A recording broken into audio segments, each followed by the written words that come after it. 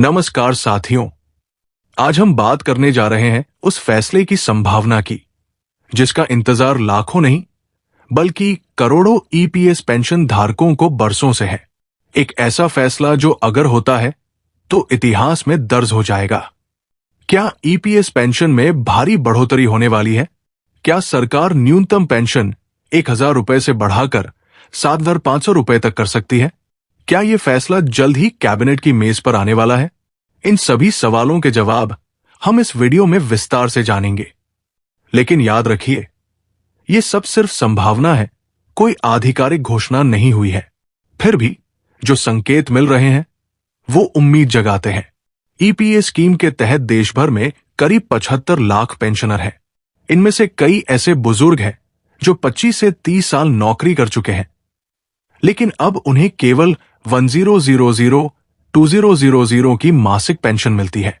एक जमाना था जब 1,000 रुपए में घर चल जाता था, लेकिन आज 1,000 रुपए में महीने भर की दवा भी नहीं आती।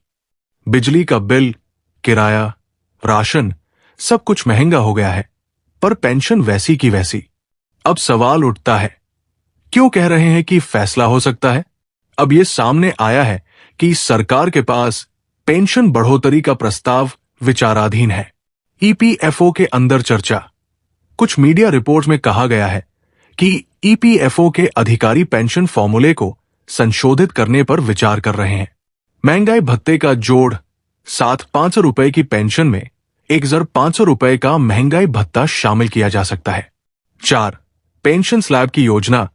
उम्र के हिसाब से पेंशन देने का विचार, जैसे 60 से 65 वर्ष 15,750 रुपए, 65 से 70 वर्ष 16,500 रुपए, 70 से 75 वर्ष 17,250।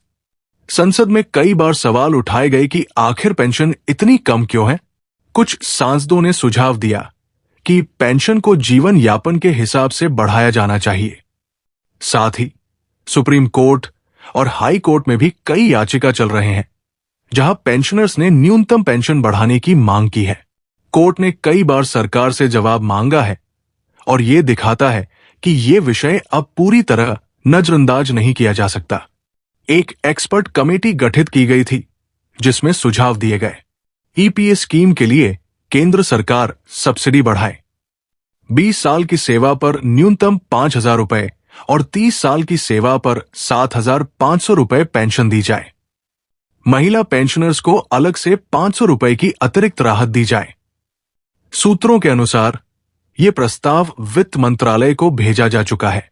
अगली कैबिनेट मीटिंग में इस पर चर्चा हो सकती है, लेकिन कोई भी तारीख अभी तक तय नहीं है। इसका मतलब है कि सरकार के पास फैसला लेने का विकल्प है। चुनावी वर्ष में ऐसे फैसले जनता को बहुत प्रभावित करते हैं। यही वजह है कि इस फैसले की संभावना और भी बढ़ जाती है। अगर पेंशन 7,500 रुपए होती है तो सीधे तौर पर 60 लाख से ज्यादा पेंशनर्स को फायदा होगा।